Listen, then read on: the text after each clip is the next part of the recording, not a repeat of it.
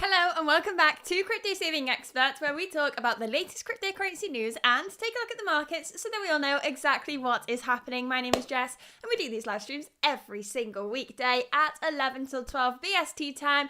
We're going to recap the news right now, but first of all, let's take a look at the Bitcoin price and see what is going on over here. We are on the best cryptocurrency website out there, cryptosavingexpert.com, and in their market data we can find here that Bitcoin is sat at $27,892 and Ethereum is sat at $1,856. So we have seen a slight decline in the last 24 hours. Nothing too major there. We will be discussing the price of Bitcoin at the end of today's stream and doing some Bitcoin analysis as well. So make sure to stay tuned for that. But first of all, we need to take a look at the cryptocurrency news. So let's dig into this. Please don't forget, if you haven't already, to like and to subscribe and press the bell notification button so you don't miss the best cryptocurrency morning news show ever to exist. Let's take a look here at what's going on with the markets. Let's set up this stream perfectly. All ready to go. We have the US dollar versus the yuan, a battle which is just beginning. Now, we've seen the start of this unravel in the last couple of weeks. We can see here China is hotting up the competition for the USD as the recognized worldwide exchange currency following news this week regarding yuan settlements. The rivalry between China and the US is long-standing, with it going much deeper than China attempting to overthrow the dollar. The tensions between the two countries date back to the 1940s and 50s.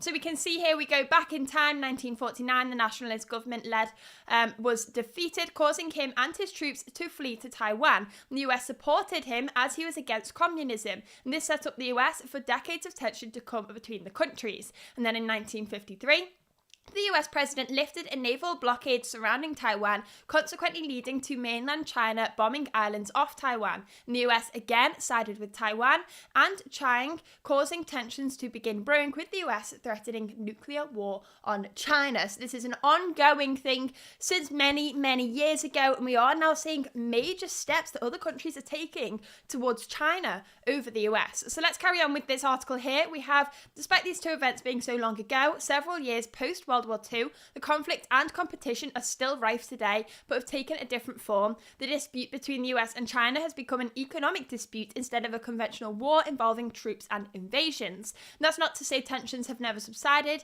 In 1972, the president visited China, which suggested relations may have been thawing between the two, and some time passed without conflict. And we can see here, before the US agreed an arms deal with China in 1984. So the two countries continued to work together, and then in 2000, the president signed the US-China Relations Act, and the act significantly increased trade between the countries, with China becoming one of the United States' biggest trade partners. So nice relationship here. Tensions begin to rise again in the late 2000s, however, when China became the largest holder of the US debt right around the time of the financial crisis. And during this time, the US economy was in turmoil. The cracks began to show in 2007 before the collapse of the Lehman Brothers in September 2008, which sparked the global financial crisis. By the way, side note here, if you are interested in this, learning a little bit more about the Lehman Brothers, its effect on the markets, the global financial crisis in 2008, and how it could be similar to what is happening now in 2023, make sure to subscribe. We have a full video of this coming out tomorrow, pre-recorded, all edited absolutely amazingly by our new editor. So if you do like that video, make sure to comment below, give him some good feedback.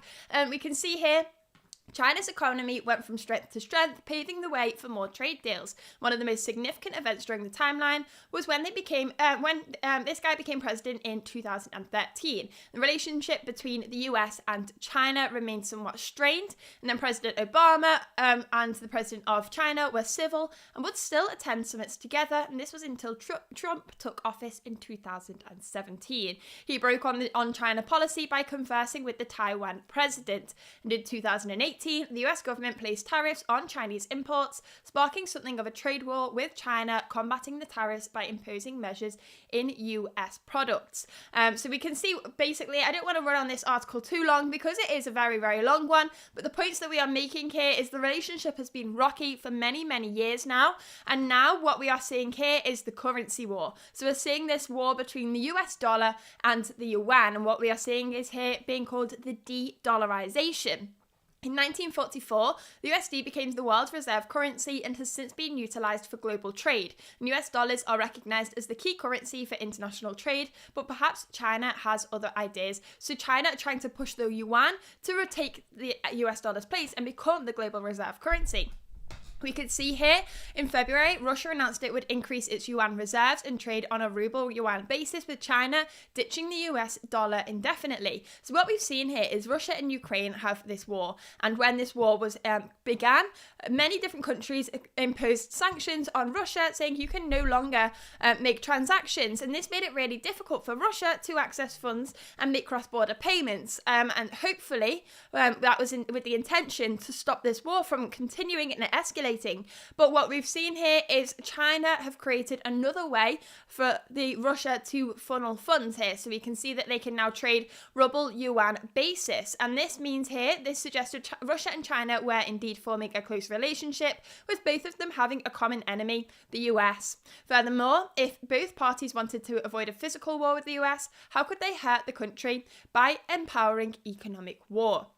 So China has been making financial moves to strengthen the yuan and increase its use for cross-border trades. A Chinese energy company completed its first yuan settlement LNG trade on Tuesday, the 28th of March. So we can see here that what's taking place, and now we have Saudi Arabia has also taken the same steps to join China's forces as it entered the Shanghai Cooperation Organization, a trade alliance. And we've seen other countries within the organization are Russia, India, and several others. So what we are seeing here is terrible news for the US regarding of what its officials may put out of the press, as the US dollar is becoming to lose its power in many ways, and more news will undoubtedly appear this year regarding the international trade using the Chinese yuan. So why would China stop here? Important question. They continue to thrive, continue to get more and more countries on their side as allies in trading using yuan. They get more and more empowered. They're going to continue to push for this. We can see here China and its allies have a real opportunity to hit the US where it hurts without the need for conflict by slowly devaluing and derailing the currency's power it once had. After all, if the biggest economies ditch the US dollar for trade, how strong can it remain? So we're seeing demand be pulled away from the US dollar onto the Chinese yuan. This is a real risk that we are seeing here. So how can this affect the price of Bitcoin? Let's discuss this really quickly. We can see here, let's check the chat quickly.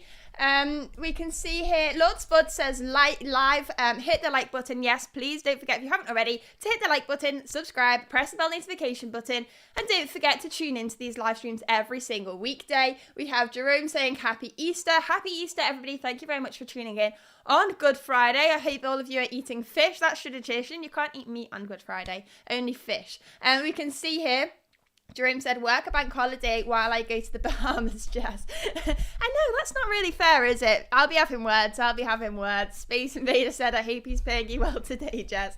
We can't forget about the live streams, though. We can't not do a live stream. It's Friday. We've got to, and they are still quite enjoyable. I hope you're all enjoying them anyway. Let's take a look at what's going on here. So we're talking about the US dollar versus the yuan.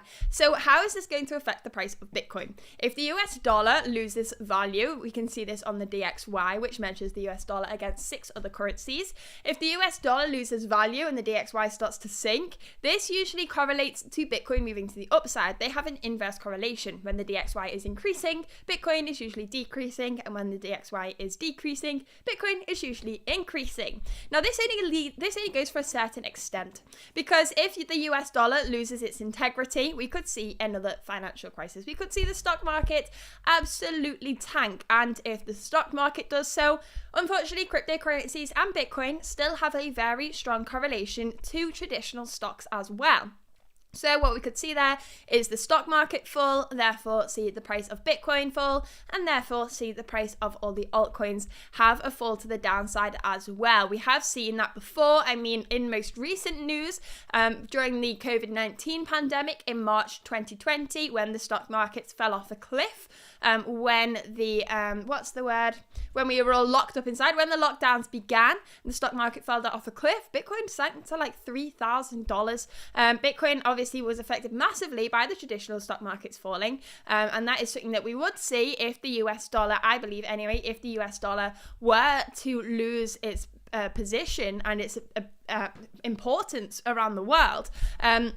So that's what we're seeing here. So far, in the short term, it's a positive thing for Bitcoin. In the long term, if it were to be a huge issue, then we could see a very negative move for the entire stock market and cryptocurrency. But in the long term, nevertheless, I am still inherently bullish on the price of Bitcoin and the price of some altcoins as well. Not all the altcoins, some altcoins, but Bitcoin, I think, is going to be around for a very, very long time. We do see big dips like this. We saw it during the COVID-19 pandemic. We saw a dip to $3,000 in March 2020, but by November 2021 we were up at just below $70,000. So I mean, we can't complain. It's a great buy opportunity if we do see it, but we'll see what happens and we'll keep you up to date on this news here on the Crypto Saving Expert YouTube channel. Please don't forget, if you haven't already, to like and subscribe and press the bell notification button so you don't miss the latest cryptocurrency news. Let's take a look at what's going on next in the news. We have an article here that is discussing, let's pull this all up correctly, make sure everything's running smoothly. We have the US Treasury saying that DeFi's vulnerabilities present national security risks. So the US Treasury has published a risk assessment report on DeFi, stating that illicit actors are using it to launder the proceeds of crime. Poor cybersecurity practices in DeFi, which enable theft and fraud, also present national security risks. Now, we can see here, we can go into this article in a little bit more depth. I would like to say, yes, DeFi does have its problems. Some people do use it and for negative things. Money laundering can occur on blockchains where we have this anonymity. I always struggle with that word. We can see people laundering money. There are bad actors in the space, just like there are bad actors in all spaces. People launder money with cash as well. It's not just within cryptocurrency. Cryptocurrency does have its downfall. Nothing's perfect. We can see here that they're saying it's a national risk to security.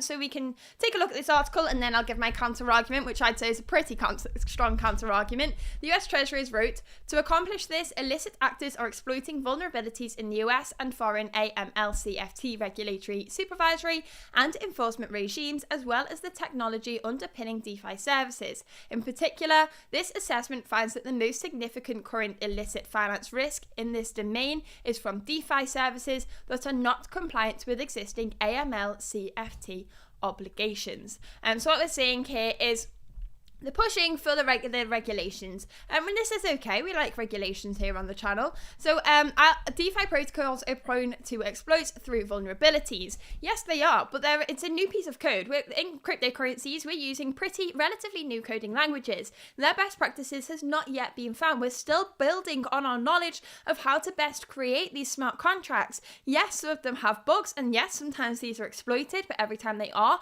we're learning more, we're adapting to more, and we're continuing to make it better and better and better. We are still new in this industry. We are still learning the best practice for these types of code and these coding languages. So we can still continue to improve on them. This is just the beginning. So this will become fewer and far between. We can see here that the report states that ransomware is a national security priority and an area of significant concern to the US government in terms of potential loss of life, financial effects, and critical infrastructure vulnerability. And the report states ransomware actors can use DeFi services to exchange virtual assets from ransomware-related payments for other virtual assets and decentralized mixes to obfuscate the movement of funds. And so what we are seeing here is they're pointing out the bad actors within the cryptocurrency space. Yes, we have people that can exploit bugs. Yes, we have people that use cryptocurrency for money laundering, but we also have that with cash, and we also have we're building on our knowledge. This is just the beginning. I don't think that is a fault we can push forwards just yet. We are still learning and still building on the best practices. So that is something that I believe will become fewer and fewer over time. Now, one thing I would like to say is DeFi does pose some risks, but what poses more risk is this article we can see here, which suggests CBDCs will be used for control. So the European Central Bank president admits in a video chat with fake Zelensky. So let's take a look at this video. We have posted this on the Crypto Saving Expert Instagram. It will be posted today, or it could have already been posted. And we can see here, there's a whole video here. I've just watched it. It's 3.5 minutes. I don't imagine anybody's going to want to sit through this, but let me know if you want me to play it on the stream, and we can take a listen. Essentially, the European Central Bank president says that she doesn't want a CBDC to come from an external jurisdiction. That I've gone off it. So she wants Europe's central bank digital currency to be ran by the European Central Bank, not by China, not by the US, by Europe. And she also has fears that we could see digital currencies coming from corporate entities like Facebook or Google, and that is not something she wants to see either. She wants to see this come from so these aren't CBDCs, these are just digital currencies. But she doesn't want to see digital currencies being heavily adopted if they come from other jurisdictions or if they come from corporate entities. She wants it to come from Europe for Europe, because there are risks that these digital currencies could bring control, and she admits that in this video. So that is what we are seeing here. We can take a look at this article closely. We can see she admitted there will be control. You're right, you're completely right, but suggested it would be a limited amount of control. So take a look at this video if you want to see what is going on here. Very interesting news here.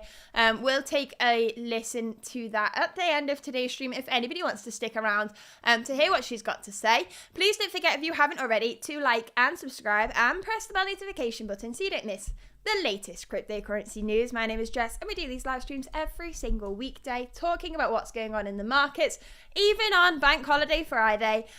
Treating you. Let's take a look at what is next in the news here. We have Justin Sun denying reports that he'd approached Binance to buy Huobi. So Justin Sun's been in the news a lot recently, and it's recently been reported that he approached Binance trying to get them to buy Huobi, his centralized exchange, off him, but he said this isn't true. There's been a lot of rumours that he's had to deny in the last couple of weeks. We can see that he tweeted. Let's pull up the tweet. We can see here, we have always regarded Binance as one of our most important partners and will continue to work closely with them on all levels. However, I must point out that in the past week or so, I have not proposed any offer to CZ regarding the purchase of Huobi Global, nor have we ever discussed Huobi in the past week or so. So we can see that after we've seen an article from CoinDesk suggesting that Binance rejected his request for them to buy his stake in Huobi Global. So if you want reliable cryptocurrency news, please don't forget to go to cryptosavingexpert.com and go to this big blue button here. And if you do fill in your information here and create an account, if you tick this box here as well, you get access to an exclusive cryptocurrency email a newsletter, I should say, in your email box every Tuesday at 11 a.m. BST time, wrapping up the latest week in cryptocurrency and showing you what could happen in the week to come. So if you want exclusive access to that, make sure to go to the Crypto Saving Expert website, cryptosavingexpert.com, press that blue button, create your account, and then just press sign up, and that's absolutely it. We won't spam you with any other emails, and you actually get put into a prize draw to win, I think maybe $200 once a month. Very good prize draw. So make sure to check it out. Even if you just skim the email, something might catch your eye that adds value to your next cryptocurrency trade and make you an incredibly profitable trader. Let's take a look at the next article here to see what's going on. We did discuss this one. Actually, we've got this one first. We have ASIC cancels Binance Australia derivatives license. So we can see that Binance requested this to be cancelled themselves. I think this was because they had, from the news I saw, they only had about 130 users. Sounds incredibly low. Essentially, Binance asked for their license to be removed, and then that is exactly what happened. So we can see that there. We can move on to the next one here. We did talk about this one yesterday as well. A copy of the Bitcoin white paper is hidden in all recent Mac operating systems. Now, I've done a bit of digging on this. I'm really curious about this. Why on earth would Apple hide the Bitcoin white paper on all of our computers for the last 5 years? I don't have an answer to this. There's lots of theories flying about. There's just no real realistic. I mean, if you've got any explanations for this, throw them in the chat, because I am all ears to hear things about what's going on here. I have no idea as to why they would do this. Do they own Bitcoin? Or are they Satoshi Nakamoto? So many rumors are flying around right now. I'd love to hear some more theories. So if you've got any, hit them in the comments and I'll take a read, do a little bit of research. This is a really interesting concept here. So if you want to go and find it on your own Mac, make sure to follow these steps here. There is a step-by-step guide in this article on cryptosavingexpert.com, and you can find the Bitcoin white paper for yourself. Very interesting there. Very, very excited to see what this means. Hopefully Apple are big Bitcoin investors this whole time. Let's take a look at this. I'm sure that will pump the market slightly. Let's take a look at what we have here. Peter Schiff praises ChatGPT for not recommending Bitcoin as recession-proof asset. Now, this article here, Peter Schiff praising ChatGPT for this, it's just a bit like non-news, I think. I mean, ChatGPT is a programmed piece of AI. Every single time you ask it a question about financial markets, it says, I'm not going to give you any advice. I think this is a risky thing to do. It doesn't take risks when it comes to financial advice. I mean, you can get it to write a trading book. You have to word it in the correct way. You have to try and get it to create a trading indicator. And it has to be all in a hypothetical sense. But if you ask it, like, what should I buy in the next 10 years? You have to word it in a specific way. Otherwise, it'll say, I can't give you that advice. I can't give you financial advice. Obviously, it's not going to say, go out and buy Bitcoin. It's a piece of AI that has been told to not give any financial advice. And we can see here, let's see what it says. We can take, when asked how to build a recession-proof investment portfolio, the most advanced version of the chatbot recommended a 40% allocation to bonds, which it considers a relatively safe investment during market downturns. It's also recommended a 30% allocation to defense stocks, 20% to gold and other precious metals, and 10% to cash. And Schiff said on Twitter, ChatGPT AI is pretty intelligent after all. It didn't recommend any allocation to Bitcoin.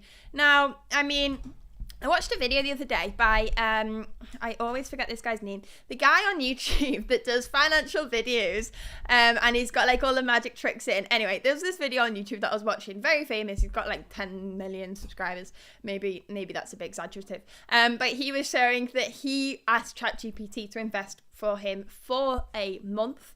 And it wasn't very profitable. In fact, it would have been safer to, it was in a loss by the end of the month. So ChatGPT isn't 100% correct when it comes to its investment advice, just like nothing is.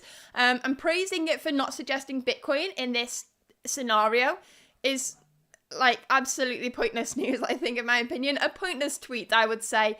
But I can't talk. I love tweeting pointless things. Let's take a look at this. Let's see what's going on here. James says, good morning. Thank you very much for tuning in once again, James. Let's take a look at what he's said anyway. He's argued just because Bitcoin spiked 20% as a result of the long-awaited Fed pivot, while gold only rose 2.5%, doesn't mean Bitcoin is the better inflation hedge. Both gold and Bitcoin prices merely return to Feb levels. The key difference is that only gold's rally is sustainable. Right, so we'll have this argument. As you can tell, this article's got my back up a little. You can't say... nobody here is saying that because Bitcoin went up 20%, it's a better hedge against inflation. What we are saying is if you zoom out, you can't say that Bitcoin is a better hedge as a hedge against inflation based on 1 month's data. But we can take a look at the weekly chart on the price of Bitcoin and see that this isn't the best chart to do it on, because this one gets shut off pretty quickly. The data isn't go back enough. If we take a look at the Bitstamp chart, this goes all the way back. If we go to the 1 week chart here, we can see the price of Bitcoin has risen enormously and definitely exceeded the inflation rate. So what we can see here is, yes, it has been a hedge against inflation since it was created. We're not saying, oh, it's a hedge against inflation because what it's done in the last month. That just doesn't make sense. Nobody is saying that. You're creating an argument to battle with yourself because you're trying to disprove that Bitcoin is a brilliant asset. So that's what we're saying there. Let's move on now. Let's go on to the next piece of news. we have here Bitcoin developers are leaving the US for more crypto-friendly jurisdictions. So we're not just seeing cryptocurrency companies leaving the US because of their lack of clarity on regulations. We're also seeing Bitcoin blockchain developers as well. Interesting here. So we're seeing that they're just moving away from the jurisdiction. We've seen many different centralized exchanges struggling to get clarity on regulations within the US, deciding it's just not worth it anymore, closing their doors in the US and going into different jurisdictions. Now we're seeing it with blockchain developers as well. So we can see here regulatory uncertainty and consistent enforcement action against crypto firms in the US are causing a brain drain of its blockchain developers who are leaving for more crypto-friendly jurisdictions. So let's see what's going on in the chat here. James says, keep talking, Jess. Bitcoin is going up and DXY is showing red. That is all because of me. You're welcome, everybody. We can see here, Jerome said, I would watch Jess versus Shiv debate. I would love that. And the original said, it's Andre Jik. That is the YouTuber I was talking about. Yeah, if you do want to check out that video, very interesting video because I was taking a look. This is obvious. This is, again, very off topic. I was taking a look at what YouTube videos I could create, something fun, something fresh. And I was taking a look on YouTube for some inspiration. The concept of this video he created was really, really interesting because the first half of the video, he just read out this tweet. The second half of the video, he did one command on AI and he made a whole video that was very, very entertaining out of it. YouTube is a crazy, crazy world when you look at how to get views. But we can see here, Andre Jake, I can pull it up here quickly. This is the video I'm talking about. I definitely recommend to go and watch it. It was very, very interesting. I've just spelt it wrong, I believe. And Andre Jik. And I'm sure it'll come up because it was a very, very recent one. Why am I having so much trouble with this? Is it going to come up? Here he is. This is the guy at 2.21 million. I was a bit over dramatic. It's this one here. Is it this one here? He's done quite a few of ChatGPT videos recently. This is so off topic. I apologize for anybody who's just come for some quick cryptocurrency news.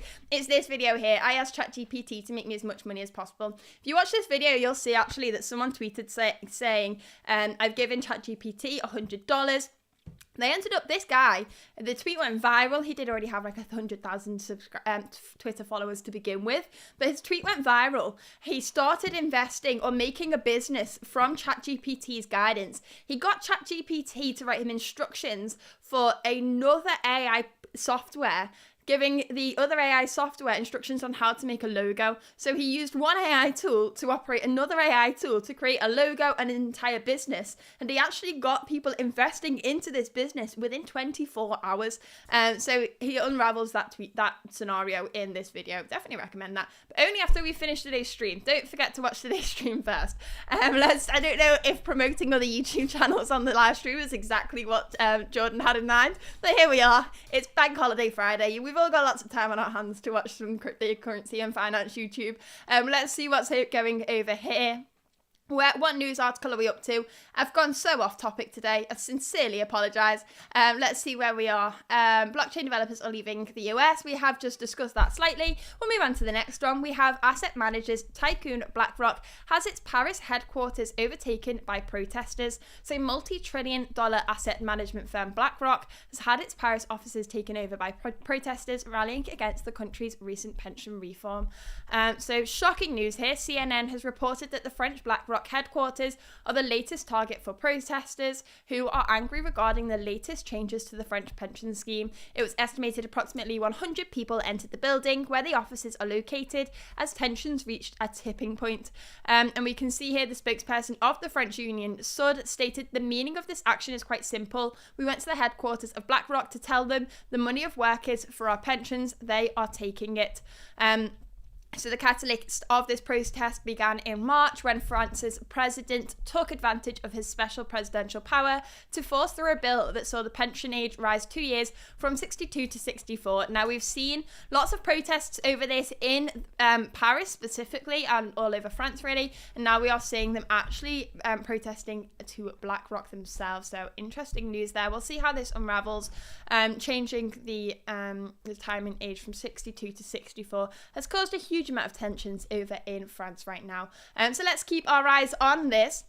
Let's see what else is going on in the cryptocurrency news though. Before we do, please don't forget, if you haven't already, to like and subscribe and press the bell notification button so you don't miss the latest and most reliable and funnest cryptocurrency morning news show. We are currently on 14 likes today. Is funnest a word? I don't know, but if it is, it's here. That's what we are having right now. 14 likes. Let's see how many subscribers we are on. We are on 2,811 subscribers. We had an end of week goal of 2,850. Maybe I was a little bit optimistic there. Maybe we need to bring Jordan back on the channel. He always seems to manage to scoop up some subscribers, so let's keep an eye on. Let's bring him back. I'll bring him back next week, maybe the week after. We'll see. But it'll be back soon. So if you do want to see that, make sure to like and subscribe. Let's take a look at what else is going on here. The European Commission launches a consultation to value the risks of major players acting as metaverse gatekeepers. So with the help of technology and connectivity, virtual worlds are revolutionizing how people interact with the internet. In many diverse fields, such as healthcare, manufacturing, or smart cities, they provide real-time, immersive, and permanent environments that merge physical and virtual reality. As the world moves towards Web 4, where physical and digital worlds will enable more intuitive and immersive experiences, and smart gadgets will smoothly communicate to complete complicated tasks, virtual worlds are also part of a broader long-term technological transformation. Now, I don't know about you lot, but this absolutely petrifies me. People are just going to be sat at home on their computers with some goggles on, some gloves on, feeling like all of their senses are in another world. No one will ever hit their 10,000 steps a day. Let's take a look what's happening here. The EU already has a strong legislative framework to address the effects of virtual worlds on factors like competition, cybersecurity, artistic production, and privacy. That is a big concern with this metaverse stuff, the privacy. Users will be protected concerning several aspects by EU legislation, such as the General Data Protection Regulation, and all of these other things, but we can see that risks have been raised towards this, and we can see even though Web 4.0 and virtual assets are still in their infancy, they are already seeing the beginnings of a similar situation where major multinational corporations heavily invest in crucial technologies, register trademarks, and establish the factor standards as early adopters. So this is what we've seen here.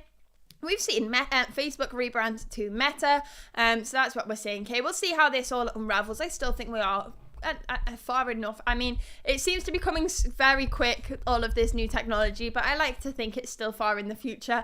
The whole thing absolutely frightens me, but we'll see how this plays on. Let's take a look at the next article here. We have a report suggests over 99% of people didn't submit crypto taxes for 2022. That is an absolutely huge number. How they've got this number, I don't know. Very interesting. Let's see here. We estimated that globally just 0.53% of cryptocurrency invested declares their cryptocurrency activity to their local tax authorities in 2022. That is shocking. The tax year has just ended here in the UK. Yesterday was the first day of the new tax year, 2023 to 2024. Make sure to do your tax bill. You should do your tax bill. Let's take a look at the next article here and see what's going on. We have one last article for the day. I mean, it's no shock, it's no horror. The deadline of Mt. Gox repayment applications has passed. We are seeing some movements here. I think the deadline got moved back once again. So we can see here, it reported 750,000 Bitcoin was lost in the exploit of Mt. Gox back in 2014, which was handling over 70% of all Bitcoin transactions at the time. And now the long-awaited moment has arrived. In an announcement on the 7th of April posted on mtgox.com, the document read, the deadline of April the 6th for selection of repayment methods and registration of paying information has passed. So everybody that wants to claim back their Bitcoin from the platform should have done by now. And now, between now and the end of October, repayments could start at any given time. So people are going to receive their funds back from 2014. Now, this has caused a lot of fear within the markets in the last 6 months. We've seen a lot of people saying there's going to be a huge amount of selling pressure as soon as these people receive their Bitcoin back. But we have to think, these are people that have been in Bitcoin since 2014. If you lost access to your Bitcoin in 2014, the emotional roller coaster you would have experienced throughout the years would be absolutely awful. Like back in 2014, I think it died at the start of, does it say what month in 2014 it was? I think it was either the start or the end. It wasn't the middle. Not that that's useful. We can see here, let's take a look at the price of Bitcoin. 2014, that back here, Bitcoin was sat below $1,000 for the whole of 2014. So let's play it safe there. Since then, we saw a Bitcoin bull run all the way up to $20,000. So they are all absolutely livid that they don't have access to their Bitcoin. The price then comes back down again, and they're all holding on. We've seen it go up to $70,000. It's now $30,000. So the price of Bitcoin when they purchased was all below $1,000. They've now made a 30x. Well, just under a 30x on their investment of Bitcoin. They've seen it go up to a 70x.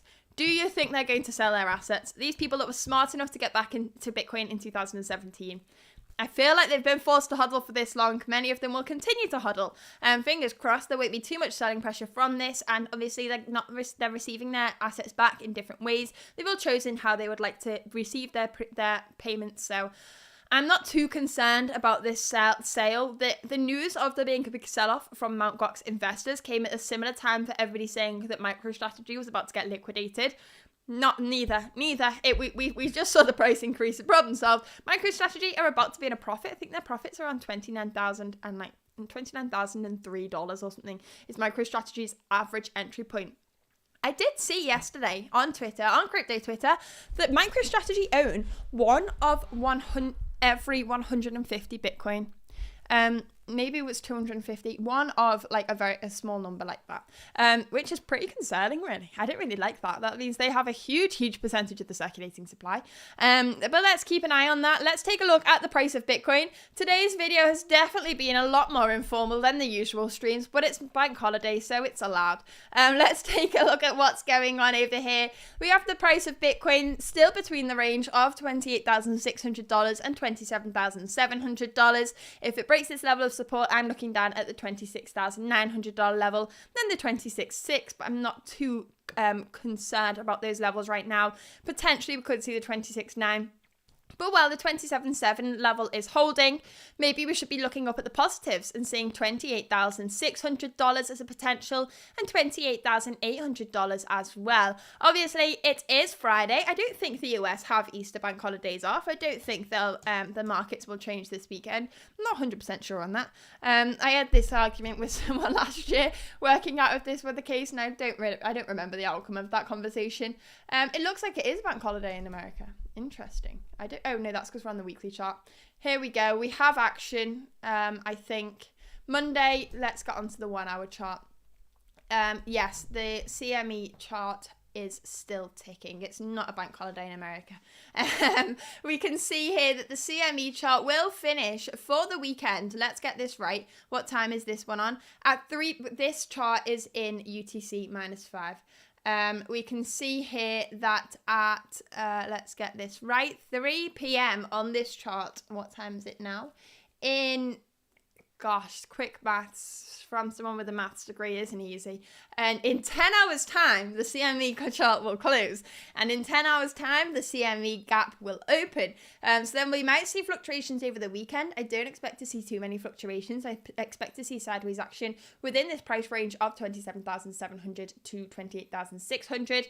And then I hopefully would like to see a break of those resistances next week. If not, hopefully those supports will hold. But we'll keep you up to date here on the live streams. At Crypto Saving Expert, go to our YouTube channel, hit subscribe. Also, go to our website, cryptosavingexpert.com. Hit sign up and go over to our TikTok. Let's pull up the TikTok. Let's see how many TikTok subscribers we're on. We started the TikTok back up last week. We were on 170 followers last week. We've already just hit 5,000. I don't know if you can see this. 5,575. Now it seems a little bit sadder because I said 5,000 first, but I was pretty impressed with 575. And hopefully this will continue to grow. So if you do watch TikTok and you want to get onto Crypto Talk, I think that's what the kids call it, make sure to go to TikTok and type in Crypto Saving Expert and you will find us, and you'll find lots of more videos of me. And we also have the Instagram as well at Crypto Saving Expert, and we have the Twitter at Crypto Saving Exp without the at because it didn't fit in the Twitter handle limitations. Other quick news that I've just thought about. Supposedly, it doesn't look like it's happened on my end. Oh, it's just happened. The Doge symbol has changed back to the bird symbol on Twitter. during this live stream, that was a Doge. If you saw that before I refreshed that, and we've seen the price of Doge dump massively because of this. The long-term holders of Doge aren't happy with their investors.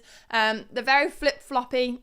Obviously, it's a meme coin, flip-flop investors, and we can see here that the price of Doge has sank again. So it did reach a high of 10 cents. We're back down to 8 cents following the logo change. So that is what we are seeing here. That is all we have for today's news. So thank you very much for tuning in. Sorry it's being a bit more casual. I don't know if you like these kind of live streams where I just talk at you, but let me know if you did. Thank you very much for watching, and I will see you all back here, not tomorrow, on Easter Monday. On Monday. See you then.